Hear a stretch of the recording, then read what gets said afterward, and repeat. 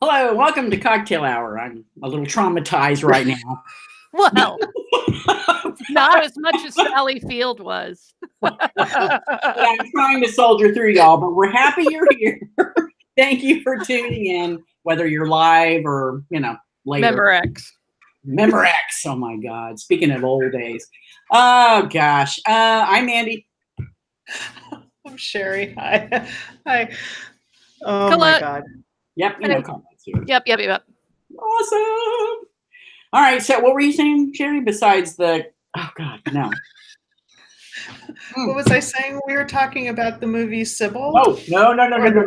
We were. Was the okay? I just want to clarify. Was the Sybil hanging upside down while getting an enema? Was that in the book or the movie? It's both. Oh, okay. So, so let's to clarify. Okay, so viewers, just so you know, I had said the phrase "hold your water" as we were getting ready to connect, and then they did not know what I was talking about, so I had to explain the scene in Sybil where the hold your water comes from, because it is the fuck upness of fucked up. So she's not upside down per se. She's laying on like the kitchen island, and they tie her ankles. Okay. And then it wouldn't just like come down her back. It would just like explode everywhere onto the. Did they lay down plastic? Dude, I don't remember. We can talk about this later. But yeah, so she has to hold her water until the end of whatever the musical piece is that the mom plays, and she's not right. But let me just say, Joanne Woodward and Sally Field were fantastic in that terribly dark, horrible movie that I will never be able to purge from my memory. Me either, and I don't even remember seeing it. Well, because clearly, dude, you'd remember. Oh my God. It's not a thing that you see, and then you're like, I don't know, maybe I saw it, maybe I didn't. You'd know. It's like the human centipede. You don't forget if you've seen it. Oh, no. Come on. I don't have enough alcohol to get through this conversation. Come on, man. All right. So what did we... Oh, well, let's move on to the more uplifting and happy subject. Yes, let's talk about what we're drinking first. That will be a happy topic. Oh, okay. I'll go first. Mine is the most exciting. I have bubbly sparkling water. Grapefruit How is that? flavor. So it's not sweetened, right? No, it's just water. And I'm, of course, out of my favorite Bountiful Teat. Yay! Which is, pretty much my go-to. Always ample portions at the Bountiful Teat. That's right. That's one of the reasons why we like it. Mm-hmm. That's right. Which I'm all drink about Bountiful Teats. What you drinking, Colin? Okay, so yesterday I discovered a drink called the Banana Alexander. Ooh. And let me just say, this shit is awesome. Really? What's in it?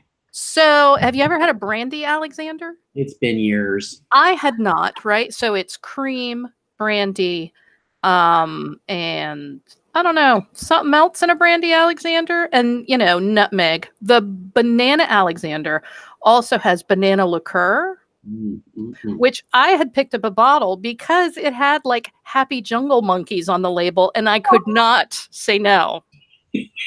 How could you? Really? It's called Creme de Banane, and I had to buy it. So I bought it, and then I was like, what the fuck am I going to make with this?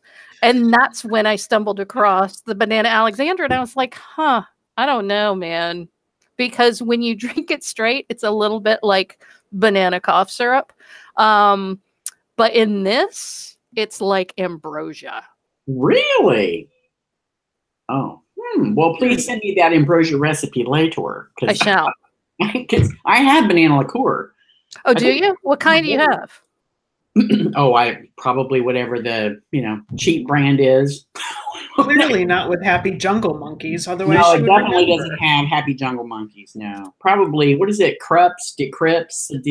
Oh yeah, whatever Crips, whatever. Yeah. Okay, I'm looking up the brand now, and it is by Tempest Fugit Spirits. Remember New Spirits.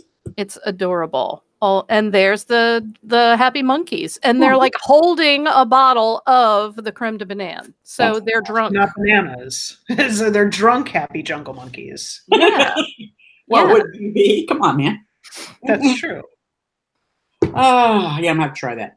I slapped together leftover coffee, put some ice cubes in it, threw in some Irish whiskey, and threw in some half and half. So you improvised, is what I'm hearing. I did, yes. And I had a little, probably too much whiskey in there because I had a little bit in the bottom of the bottle. And it always looks like it's nothing. And you're like, well, I'm just going to finish this off. And it's like 3 ounces or whatever. Yeah. It's a weird, I feel like they design liquor bottles to do that. It's an optical illusion. Yeah, I think they do. Anyway. Yeah. And I fall for it every single time. Every single time. Yes. It just saves you a trip back to the kitchen or bar. Or off the floor. Or I'll be laying on the floor. Vince, give me another cocktail. Oh my God. So we don't have any business, right? We're just rocking. We have no business. Okay. Yeah, I still haven't done any research on the encoder, and there was a notice that said the Hangouts are going away later this year. I take later this year to mean by December 31st, and I don't have to worry about it until then. So clearly I'll be scrambling at some point. It probably should have been an indication, right, when they first made that change, and because I'm trying to remember what the first major change was, right? Didn't Google Hangouts? Google Hangouts I think went away. The Hangout on Air, but they're still here, but only for this. Oh, okay. So just affiliated like with YouTube or something. I believe so. Right. So that probably should have been the first indication that. I'm still putting it off because I don't want to think about it. I don't want to deal with the research. I'm still waiting to see what the hell iTunes is going to do with all the music that I've downloaded over the last however many years. They said that's not going to change anything. It's still going to be there for you. That's what I think they just changed it to the music store, to Apple Music. That's all.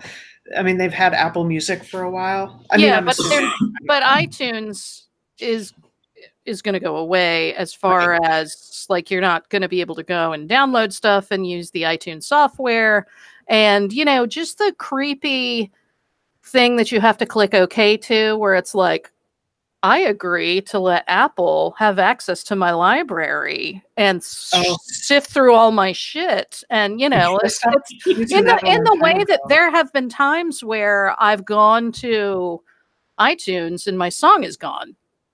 Really? Right? Oh. They just suck that right back. Wow. Yeah, you can't. Yeah, if in the immortal words of Steve Martin in The Jerk, don't trust Whitey. The new phone book's here. The new phone book's. Oh my God. He hates these cans. Yes.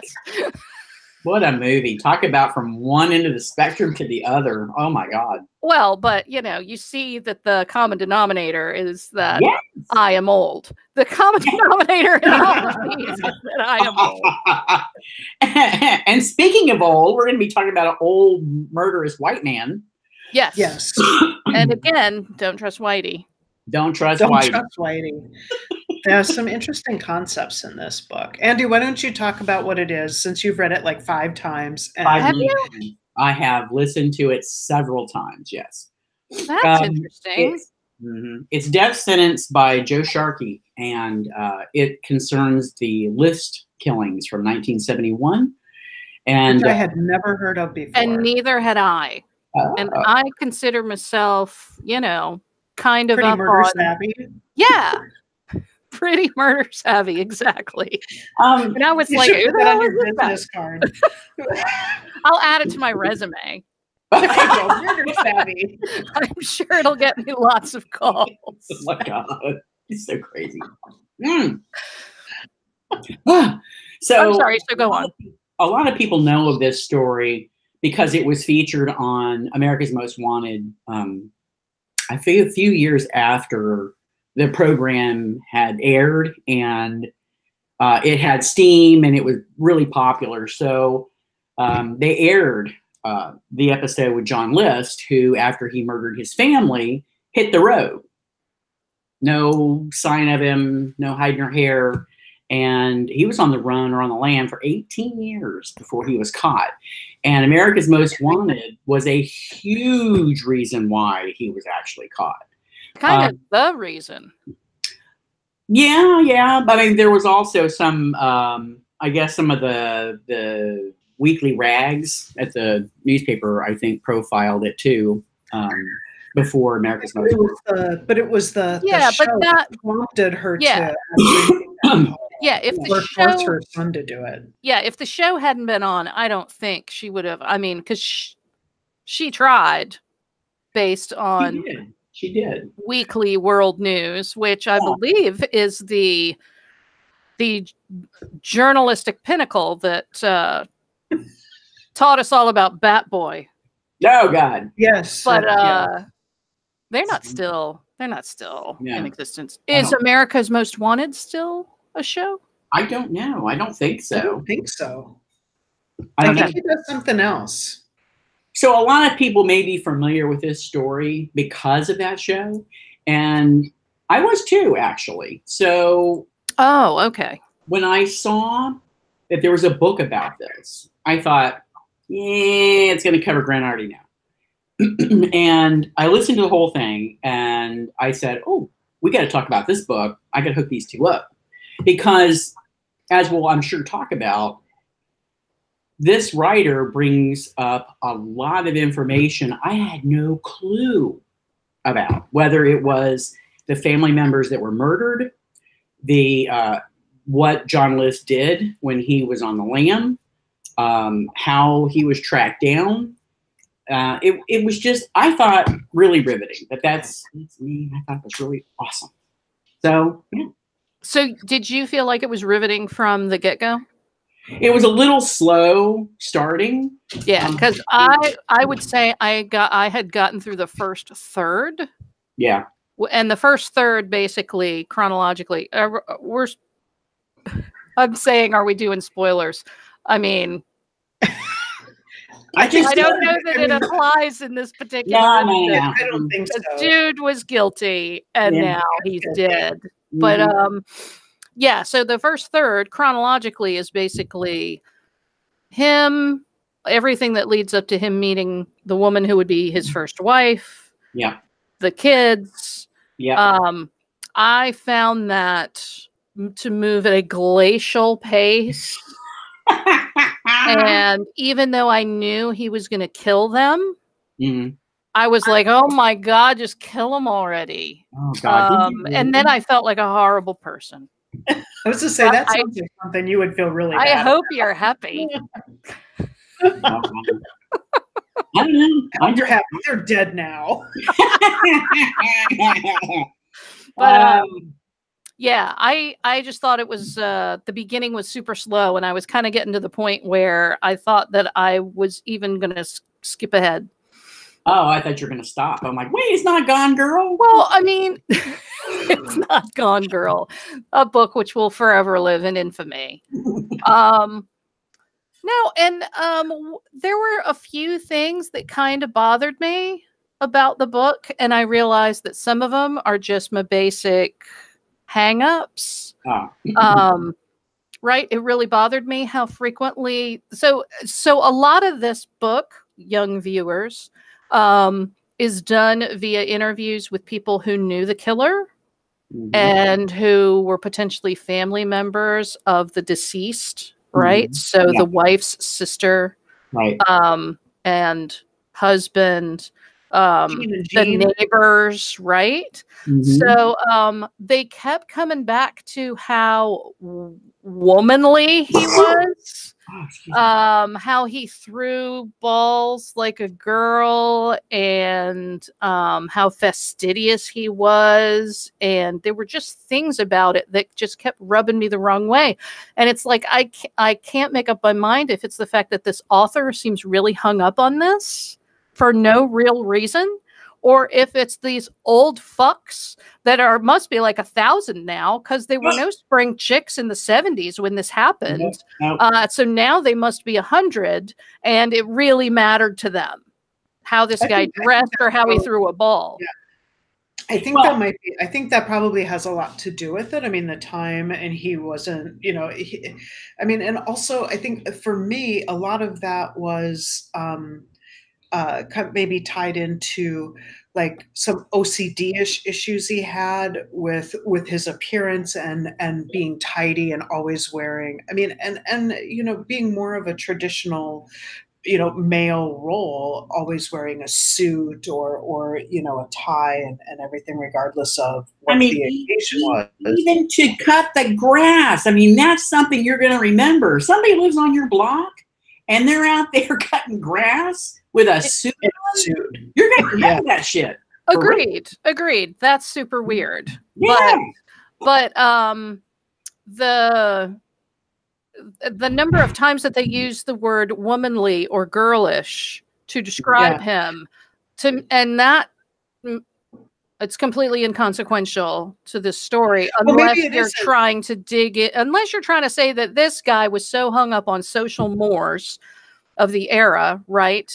Because, I mean, part of this is that he could not support his family, right? This guy could not keep a job. And part of the reason that he couldn't keep a job is because he wasn't flexible. He was not. Yeah, but I mean, he also wasn't a person who knew how to make friends, right? I mean, he was odd. He was very odd. And I think part of the reason that he was odd is that he was a sociopath, right? So I think a lot of what he did was how he thought he was supposed to behave with people, and how he had learned that some people responded. It's kind of similar to Manson, right? Yeah. I mean, Manson was a classic sociopath. He was completely empty inside, but he learned through his interactions with people and through reading books how to get people to respond to you and what appropriate responses to other people would be, not because he had feelings and oh, shut up.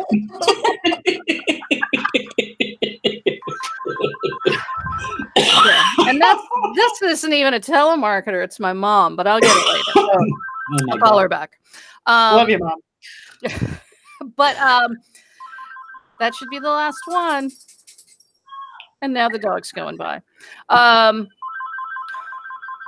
It's important. You should talk to her. I will talk to her. No. We'll wait later. Everybody says hi. What was I talking about?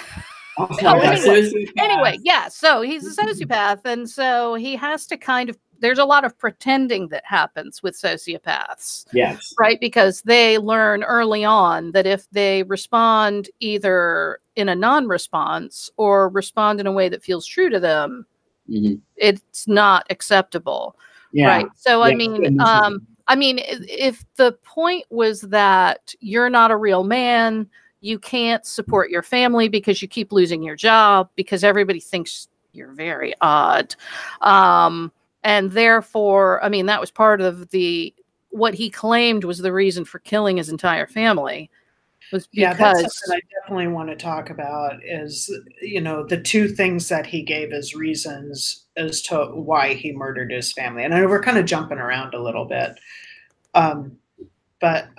So essentially what happened was he came home one day and he murdered his mom and his wife. Did they have two sons and a daughter, or a son and a daughter? Okay, so and there's 2 sons and a daughter. 2 sons and a daughter.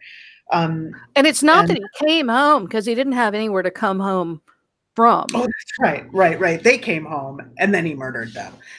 I think one thing that I did wonder with all of there's totally he wasn't able to take care of his family and that, so that would make him less manly.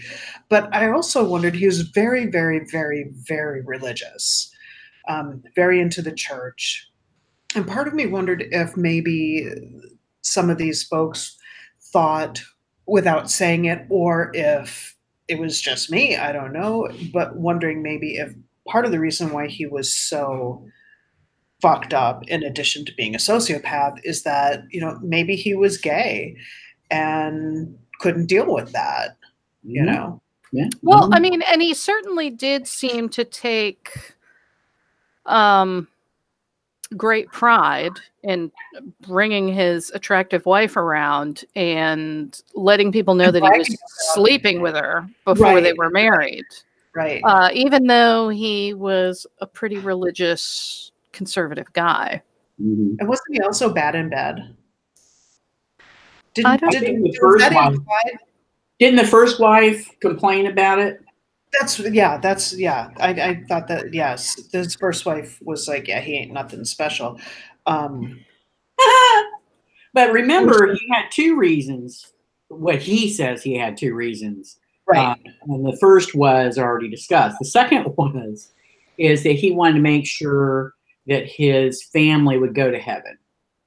Because his daughter, and, you know, being what they were, and, you know, the free love and Manson and, you know, all this other stuff. His daughter was getting into acting, and, you know, she, as far as he knew, she was still a virgin, but, you know, she was, how old was she? 15, 16? She was like 16 or 17. Yeah. That's right, she was getting ready to graduate. Well, you know, and so at one point, he comes up and says, he gets his kids in the kitchen and he says something like, "I'm going to kill you. So let me know." Yeah, what was that about?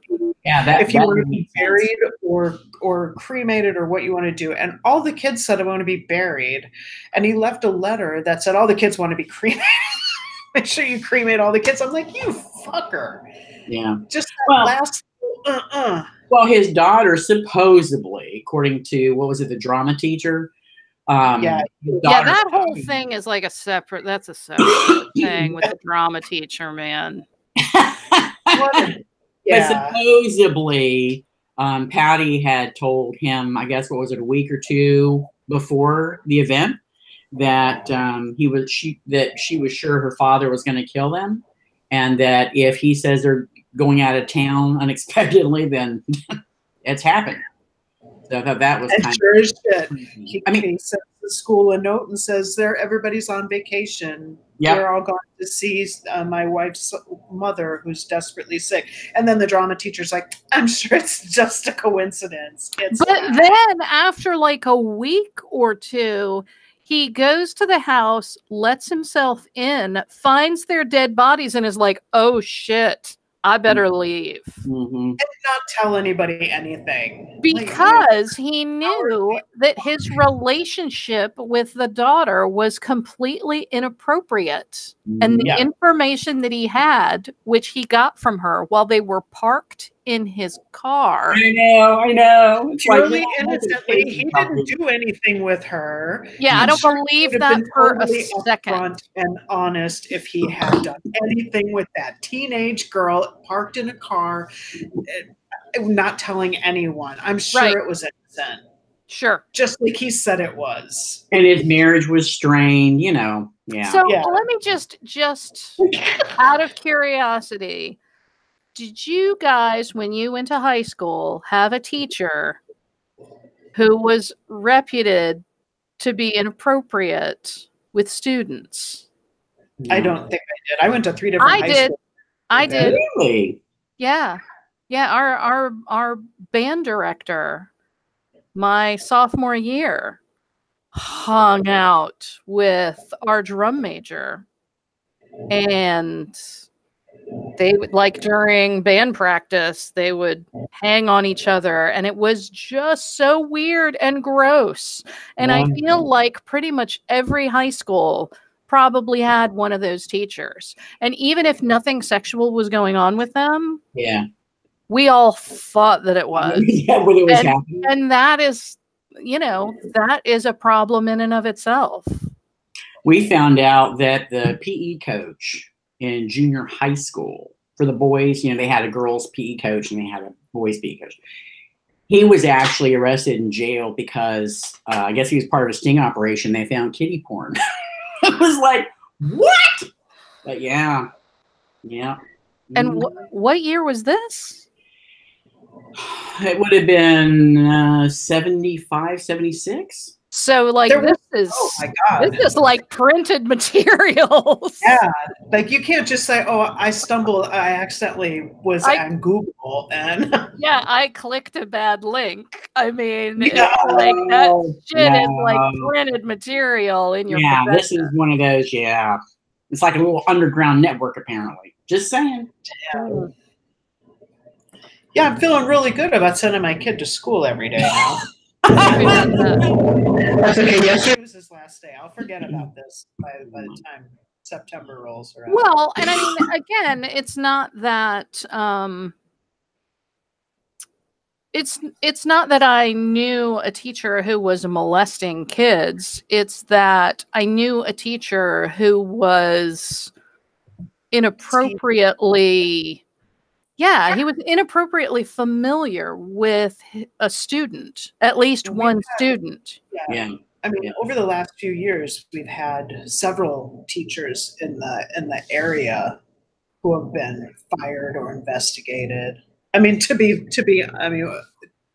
clear, I mean, I live in a big city, so I mean, there are lots and lots of schools. But yeah, I mean, it happens regularly. Bastards. I would think it would be, and I hate to say this, but I would think that schools, public education, private education, and organized religion would probably be a hotbed.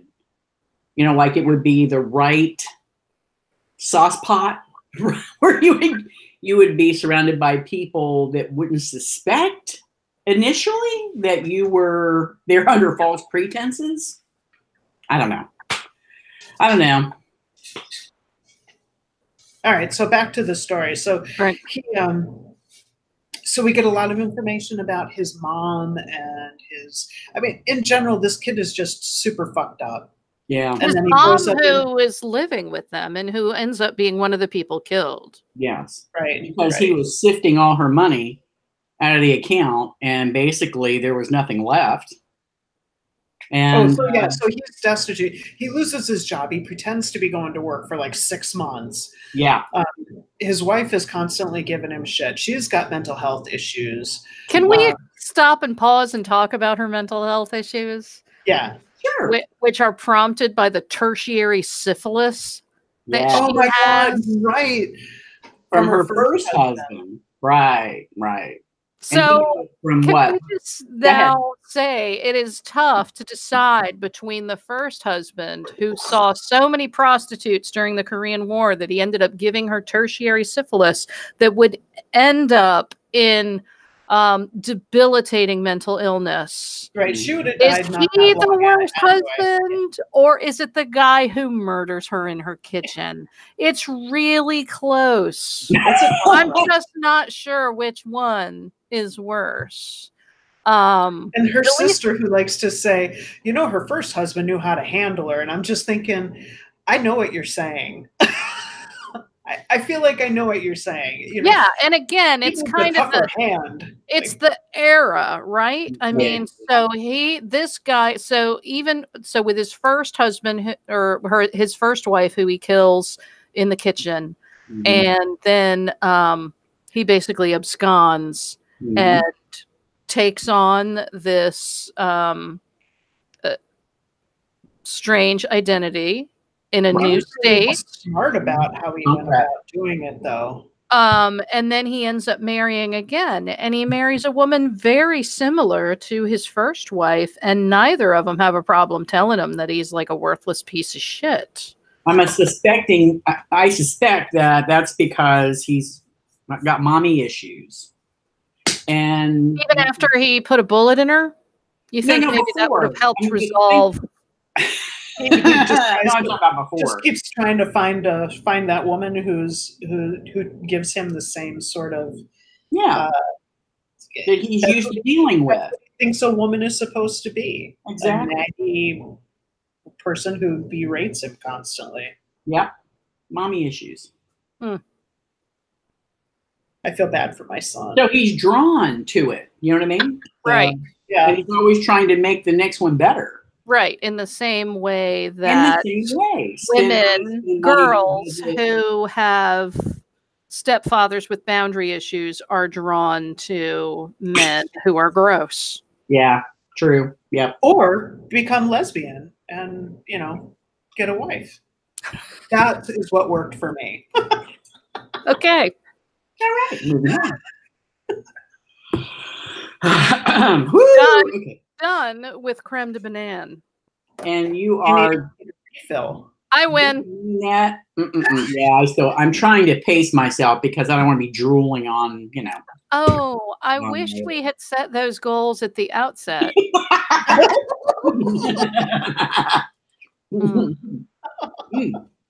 It's not too late. We can pause. I'll just sit here and entertain people. We can pause. Go get a refill. And I'll go like eat a piece of bread or something. That's cheating. That's cheating. Right. All right, let's talk about willful blindness for a minute. Wife number 2.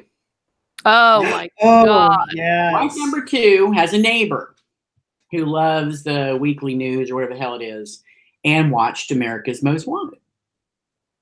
And based on the show having a, what do they call it when they but they kind of try to figure out what that person's going to look like when they age. Like, right. The bust. The bust that the guy creates. Cool. I mean, it's if you saw the picture of it, dude was right on. Uncanny. Even if the glasses were the same glasses, that was really wild. They're very close. Okay, go back and explain that. So the neighbor's looking at this, read this, seeing this, and going, "Oh my God, that's my friend, my neighbor friend's." So she but sees, first she it was sees just the article in the World News Weekly, the Bat Boy periodical that you would see in the grocery checkout lane. Yeah, like the National Enquirer kind of thing. And basically, they just sort of run a story about this murder that happened in New Jersey. Mm-hmm. And, you know, she's reading through all the things, and they're like, here's the dude. His name was John List. He killed his mother, his wife, his 3 children. And here's, you know, he's a devout Lutheran. Mm-hmm. He's very fastidious and always wears a suit. Mm-hmm. And they roll through all these. Yeah, he's from Michigan and he's an accountant. And they roll through and his scars. They roll through all this stuff. And the neighbor is like, that is my next door Bob neighbor. And it is. So she brings it to the second wife. And the wife is like, that's not Bob. That's just crazy. Just show it to him. Show it to him and see how he reacts. She's like, that's fine. He'll think it's funny. Right. Except that she claims that she never did show it to him. Yeah, she says she threw it in. And that because it was so silly. But she tells the neighbor, I threw it away because it was just so, like whispering. So I mean, it's pretty indicative that she did not just think it was so silly that she threw it away. She chose to throw it away. Right. Yeah, she did. There was some niggling sense of maybe in the back of her mind, and she was like, "Yeah, fuck this. I'm not going to deal with this. Not rocking the boat. Not going to deal with it. I know who I have." He said at some point, "Well, he's really good to me." He wouldn't do that to me. Right. So I bet that's what his first wife and kids thought too. So it is not until America's Most Wanted does its expose with this bust that they had an artist come and basically craft what they thought he would look like 18 years later. And it is spot on. Mm-hmm. And then at that point, the neighbor, who's no longer the neighbor because they have moved to Virginia, is like, holy crap, that is Bob. Yeah. And so she gets her son-in-law her son or somebody. Was it her daughter? No, because her daughter just kept going, don't get involved, don't get involved. It was, I I don't think it was remember. her son or her son-in-law who calls up and goes, oh, well, there's no reward. Fuck yeah. Hope you find him all on your own. Like, you really raised a winning crop. Mhm. Right? Yeah. Yeah, but So they then do he call called back Yeah. and give his address, and then the FBI rolls up and they arrest him at his workplace. Yeah. But yeah, they're like, Bob, he's like nobody. And everybody has to think really hard. Then the guy goes back to talk to people. They have to think really hard about, first of all, oh yeah, that's right. I do remember him. I knew him for like 8 years, but I vaguely remember him. Oh, but he was weird. He was kind of odd. I think with the kind of oddness he displayed, I would think it would be very hard for somebody to forget him. I mean, if you had any contact with him other than just no, I mean, I think he came off as sort of a nice guy who didn't have much personality. Little stiff and rigid, maybe. Yeah, I mean, he comes all off about his wife. Yeah, he comes off as a very conservative, kind of nebbishy guy. I mean, his passion was accounting. I mean, so that's strike one. And then, so there were the two reasons. The two reasons why he killed his family. One was to ensure that they died as Christians, and he couldn't guarantee that with the children that much longer, he didn't think. And I don't know what he thought about his wife, except he was tired of dealing with her constant illness and bitching. He needed to get rid of her. But the other reason that he stated, because he wrote this nice long letter, it was that fucking he didn't idiot. want them to be poor. Like 5 pages. Yeah. Of a letter that he writes to his pastor. Yeah. So because he didn't want them to be poor, and because he had basically spent all their money and all of his mother's money without her knowledge, because he had power of attorney, shot them all and left them in the empty, was it the ballroom? Yeah. The ballroom. Right? So he had already sold like lots of furniture. They had bought this old fixer-upper estate that had this Tiffany skylight. Yeah. That was like priceless. Yeah, had he sold that, he'd have had plenty of money and nobody would have had to get shot. But whatever, dude. Yeah, whatever. Right? Get a fucking job and sell that big ass money trap house you got. Yeah. And they have this huge estate, you know? Yeah, I think really it kind of boils down to this notion that men are supposed, or at least at the time, and you know, for the most part now, I think men are supposed to be the breadwinners. They're supposed to be able to provide for their family, and if they can't, they're failures. Right? So he had reached the point where he was a abject failure. All the money was gone. He had like $24 left in his checking account.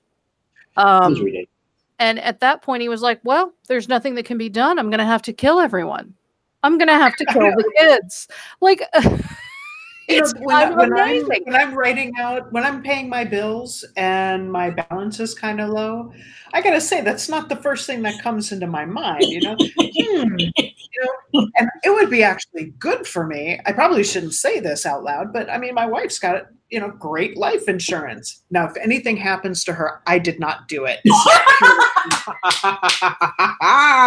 there's some kind of bizarre yard work accident. Why yard work? Because she's always in the yard. She's always outside. Or in the wood shop. So, like, the garden shears get away from her. She's got a lot of large gardening machinery type things. So, I mean, anything could happen, really. I see. All right. So speaking of excuses, I thought it was very interesting toward the end of the book that pastor said the real sin here was the sin of pride. Remember, because of his excuses, I'm listening to this book the first time I heard it, went, dude, really? The sin of pride? I mean, He was kind of a piece of shit the whole way through. Yeah, I wasn't. The pastor? Yeah. Yeah, I mean, this is not a book that you come away feeling good about organized religion. Although, honestly, I cannot think of a book where you do, including the Bible. Yeah. This may just be my inner atheism coming out, and honestly, it's not inner. It's It's everywhere. It's complete and total. But yeah, this ew. Just ew. I don't know. I think it came out pretty good in The Exorcist. I think that was a good. Did it? Yep. Yeah. Pretty much. I don't recall. They saved the girl. Oh, the remember? Sort of priest until you see into the second himself. film, the third film, or whatever the hell it is. Mm-hmm. The second film. Mm-hmm. So are you telling me that is the one book where any part of organized religion does anything good whatsoever? Because I mean, there sure are a lot of people who are horrifically scarred by like nuns or priests, or in this instance, a Lutheran pastor. Carrie comes to mind. For good or bad? For bad. What was the good part? That's what I was wondering. I didn't know. And then we can also go back to Sybil and come completely 360, right? Because I mean, these super conservative, religious / evangelical parents who just completely fuck up their kids to the point where they're either so psychologically damaged that they can't function anymore, or they become serial killers, or Branch Davidians, or Manson family members, or whatever. I mean, like Jonestown. Yeah, I think if you were really to kind of draw some kind of a thread, I think you would probably be surprised at how regularly staunch conservative religion, even if it's like a weird offshoot cult kind of religion, but how frequently it's a factor in these kinds of atrocities. Yeah. It doesn't really surprise me though, but you're right. You're absolutely because I mean, once you get people to buy in, right, and once it becomes their faith, then you can get them to do whatever you want. Pretty much. So I want to talk about how he was able to create his identity, because I thought that was really smart. Like, he started out very slowly, and like he didn't drive for the first 5 years or so, or 5 or 8 years. It was a really long time, because he knew that he would have to provide documentation, and he didn't have anything. So he came up with this name, and just started working he worked in a kitchen. He worked as a cook, and he just kept working, and slowly it took the bus everywhere. And then once he was known in the community by a certain identity, he had an apartment, he had a phone, he had all kinds of other stuff in his name, that he was able to go get a driver's license because he was known in the community as that name, and he didn't have to show anything. Not amazing. He had to get a new social security number, and he knew that was going to be no problem. I'm thinking, wow. Like, I guess because he was a white man that showed up at a government institution, they just gave him a social security number? What the hell? Yeah, I thought that I had missed something. Like, I remember hearing them talking about a social security number, and then I think I zoned out for a minute or two, and then I didn't hear anything else about that. But didn't he choose a name that was somebody that he was in the army with? Yeah, I mean, many times I read that, I listened to that story. I don't remember that. Maybe. Yeah, I don't remember. I'm not sure, because I heard the part about, and I'll just get a new social security number. And I don't remember him talking about exactly how that happened either. Yeah, I don't. But I mean, obviously, it was a different time, right? It was the 70s. Right, completely different. Right. And, you know, you could go into a place and just like show your phone bill and say, well, of course I'm who I say I am. Look, I pay the phone bill at this address. And they were like, great. That's all we need. So, yeah, it was obviously much easier in that era, that pre-internet online era, to establish residency and establish an identity, because he was able to do it. And I didn't get a sense that anybody ever questioned who he was.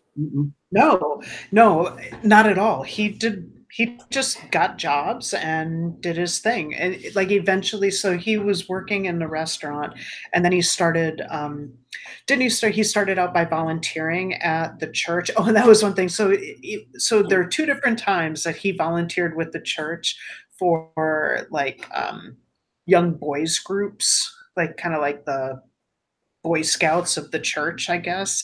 And both times, once in his first life and once in his second life. And both times the parents were like, you're a fucking asshole. Stay away from my kid. And he was removed from that role. He's just super. Well, he was militaristic with kids. Yeah. And with adults, he wasn't that way. Because he get his ass beat. Yeah. I think after reading the book and thinking about it, you know, a week or two later, I think it's my biggest thing about the whole, my biggest emotions for the whole thing is Patty. Yeah. I just, you know, that she knew that this was going to happen. Well, according to the drama people. Right. But I mean, you even if like all I could think about was that kind of conditioning as a child, so that you just keep showing up and you keep doing what you're supposed to do and hoping for the best. And who could she have gone into? Yeah, it's sad. I mean, she told the dude straight out several times, he's going to kill me. He said point blank, he's going to kill me and my brothers. And the guy's like, I say I'm going to kill my kid all the time. It's just a figure of speech. I haven't yet. Yeah. Oh my goodness. I just felt really bad for her. You know, she was just, she was finding herself. She was almost out, you know? Almost. Well, the stepdaughter was out. Yeah, remember? She got out, which is amazing. Right. So the one person who emerges unscathed from that marriage ends up being the daughter from the previous marriage with the guy that gave the mom syphilis. Yep. Right. Yep. So somehow she gets out because she's like, fuck this shit. And it's like, it sounded like she married the first dude who came along and she got out.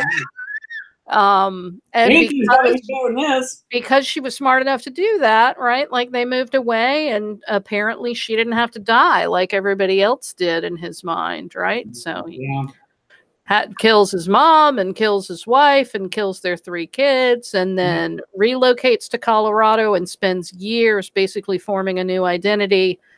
And then slowly feeling that it's safe again, becomes an accountant again, marries again, becomes a Lutheran again, active in the Lutheran church, like all things that he was waiting, like basically laying in wait to do when he felt like it was safe.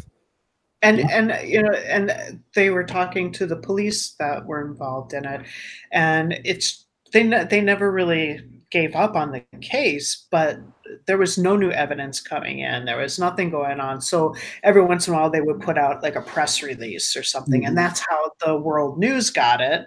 They picked up one of the press releases like, let's throw this out and see what happens, or just get some readership. But I mean, let's go back to the notion that what was really unusual about this particular murder is that when they arrived, so So the family was dead in the house for a month Yeah. Yeah.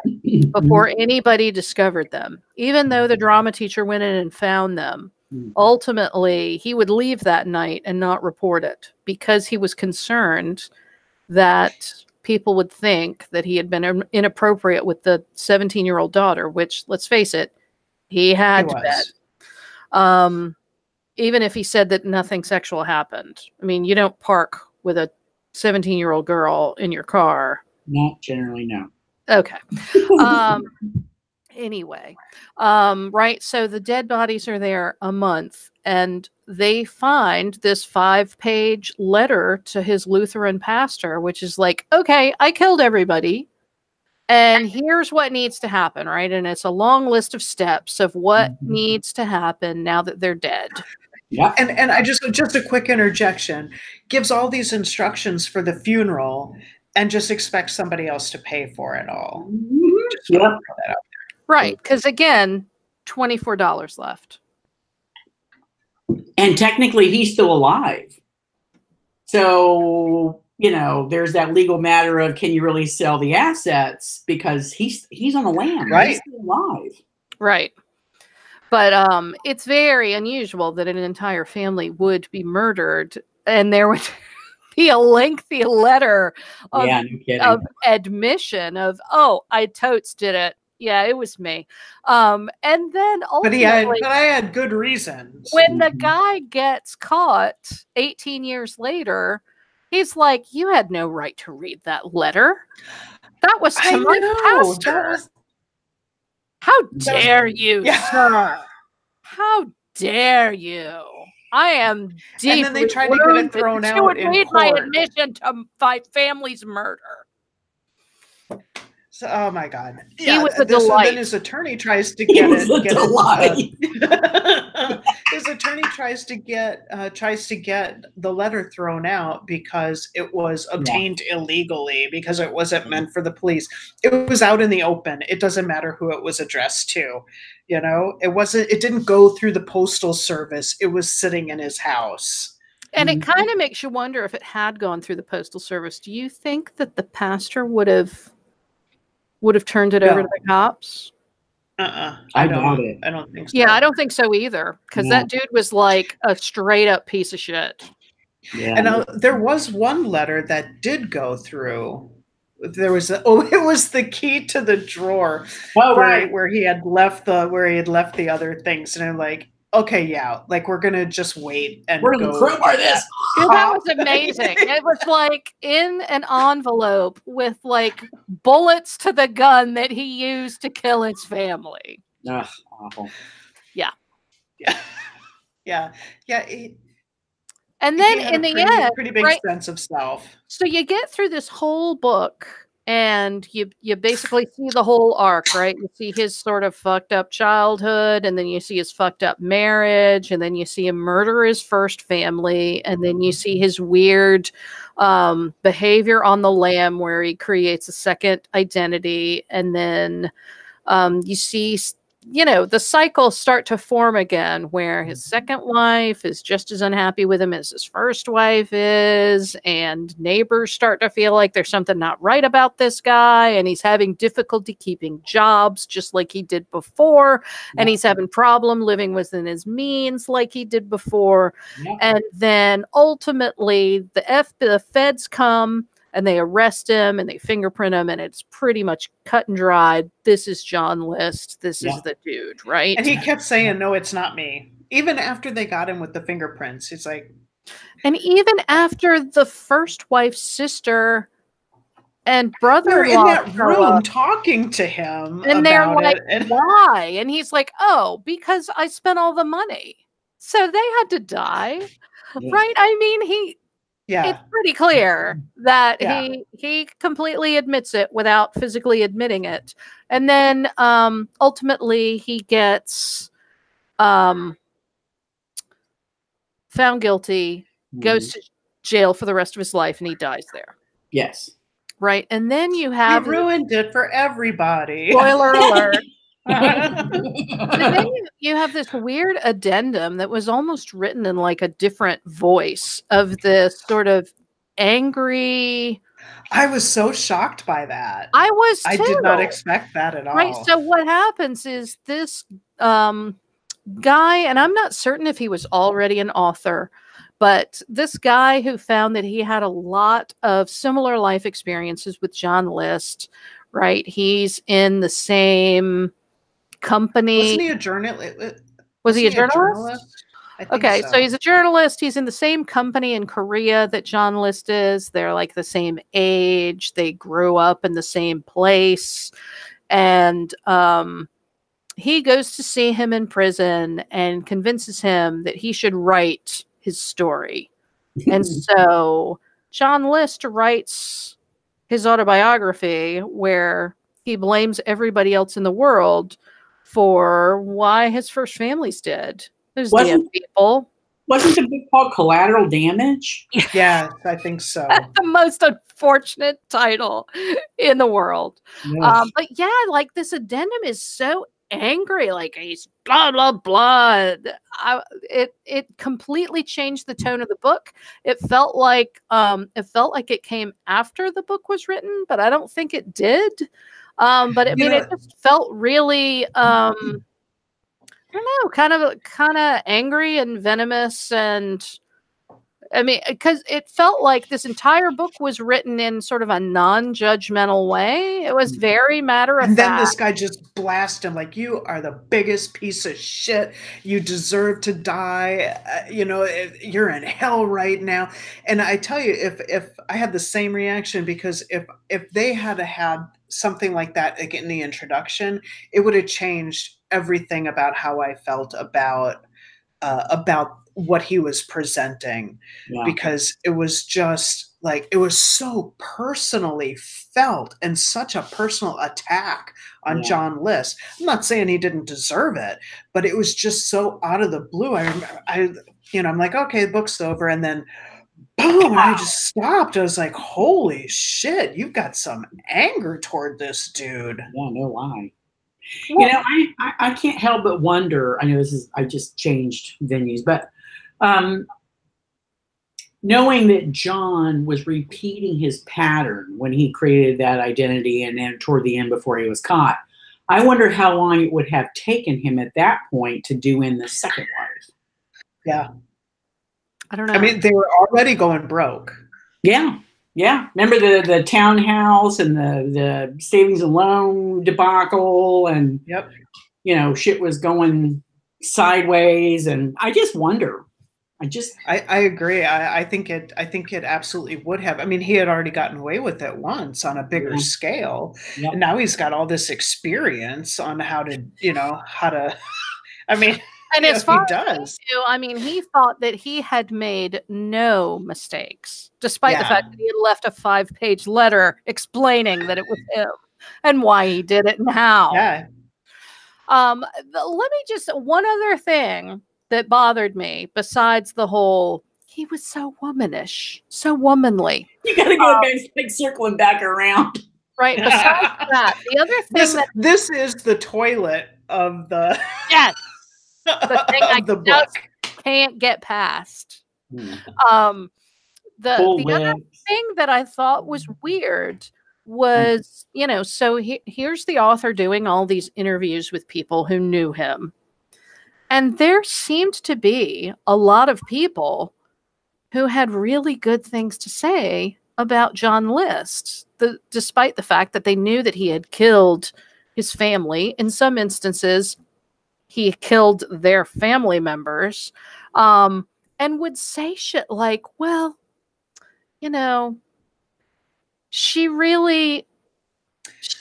I mean, they didn't go so far as to say, like, she had it coming. She deserved it. Right. But I mean, there were a number of interviews. Her sister said that a lot. If she had just, held her tongue, or, if she had treated him a little better, and he was so good to her. I'm like, he fucking killed her. He put a bullet in her head. Even the excuses are you going to make for this guy who killed your sister? But even the next door neighbor who eventually gave that article, she said that she told the second wife several times, "You really shouldn't talk to him like that."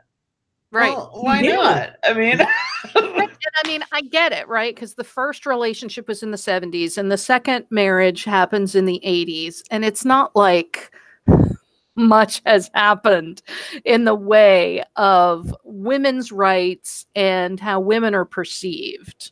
I mean, maybe a little bit. a Little. little bit. A little bit of progress, but not Little bit. significant progress. So the notion that these women who are married to a murderer are, you know, and even in retrospect, like that's the thing that really got me. It would be one thing if the person giving the interview was like, yeah, at the time I thought she shouldn't talk to him that way because it was 1970. Mm-hmm.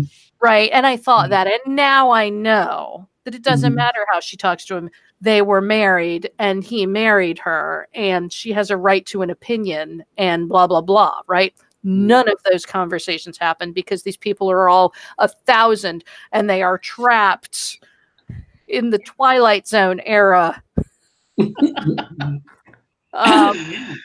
But I mean, the notion that even in retrospect that they were like, yeah, she wasn't good to him. She wasn't kind. Almost Her like, sister said It's her that fault. too many times. Yeah. Her sister, I was just like, wow, you know, I really love my sister, and but she didn't really. She needed someone with a stronger personality. Oh my God. She wound up hugging this guy in prison. right? Yeah, I forgive you. I'm Fuck that. sorry. I would cut my Exactly. nails and teeth to look like pygmies so I get my chance. You know what I'm saying? What the fuck? Yeah. Yeah. The notion that she would get an opportunity after 18 years of this guy being missing, that he would be arrested, she and her husband would go to see him in jail, and the first thing that she would do is hug him. This man who Fuck killed her that. sister and Fuck that. And her niece her and niece nephews. and nephews. And I mean, I wouldn't have gone to see him. I mean, I can't imagine me going I'd to have a see fucking member that party. killed. Everybody'd be at my house, high-fiving and drinking and throwing fucking streamers in the air. And because I mean, like, how damaged are you at that point that you've had all these interactions with a person who ends up killing your sibling? Like, I don't know that you really get over that. The notion that And you for would then such show bullshit up and hug reasons. them and forgive them for killing your sibling. I don't get that. No, I mean, it would be different if he was like totally whacked out crazy. sorry, guys. Hold on. Okay. I muted my phone, but apparently the computer's like, no. You know, I think it would be one thing if it was like, you know, like a Charles Manson kind of guy, or, you know, but this guy was just, I mean, the reasons that he gave are just so bullshit. I mean, it's not like she was cheating on him. I'm not that anything justifies No, it, you know. right. No, But I get what we you're were poor. I didn't want to be poor, and I didn't want them to be irredeemably full of sin. So I killed them. I And I killed them. It's couldn't fine. kill myself because suicide That would be a bigger is sin. sinful. So I totally got to live, but all of them needed to die because I Jesus. forgot about that. Well, he might Because later. Jesus. Oh my God. When he said that, well, I couldn't kill myself. I thought about it, but I couldn't do it because that is like the worst sin. And that's when they were talking about where the pastor said, well, the biggest sin was pride. The worst sin is pride. It's not murder. It's not mass murder. I think it might be murder. In this case. It might be murder. It might be murder. Yeah. I think murder. Gonna go out on a limb. Not much of a limb. I think that's a hefty tree trunk right there. Yeah. But anyway, I learned a lot more than I ever knew about this case, and I'm actually glad I found this book. I really am. Well, I'm glad you didn't find the one written by the murderer. Oh, I didn't. I figured that's full of all kinds of excuses and bullshit. I don't want to read that. Yeah. Well, I'm glad that you suggested it. It was good murdery fun. Good murdery fun. Good murdery fun. Oh, yay. Yay.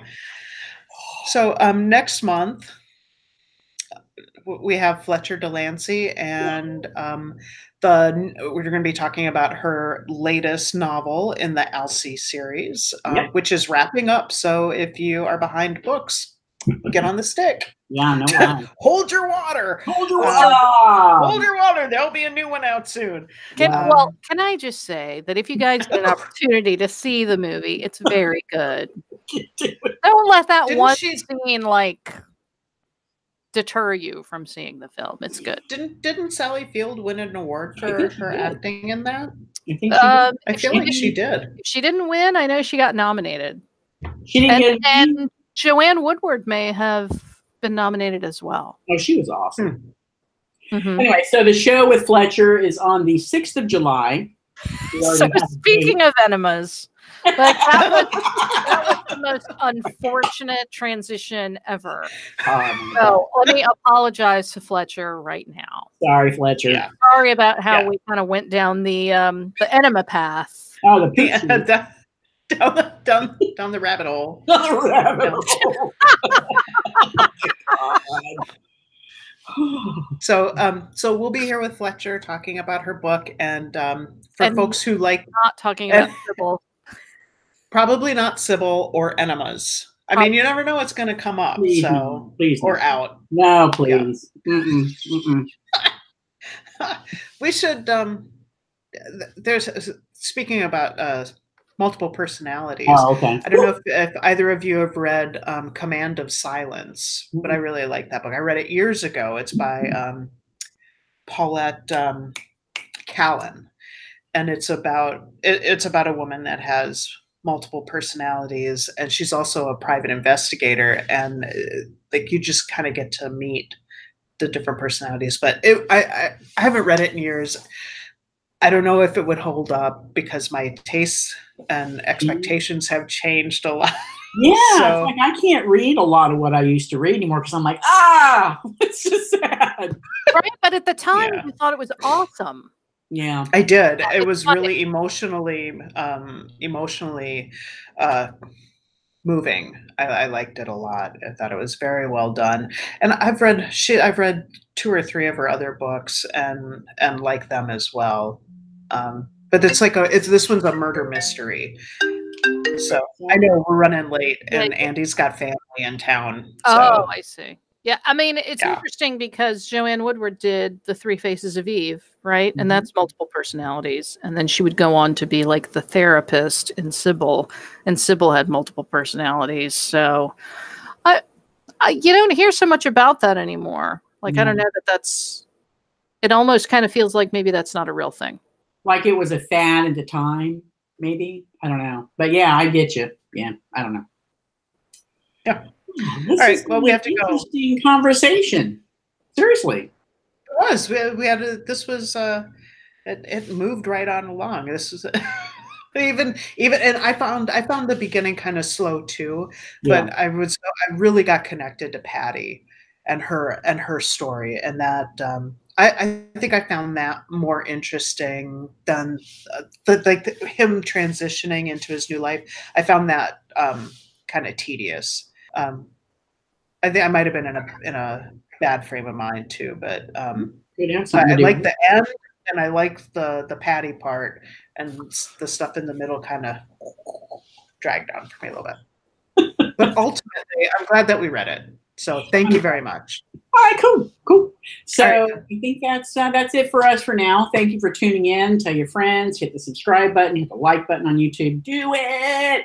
We'll be back with Fletcher Delancey on July 6th at 4 p.m. Eastern Standard Time.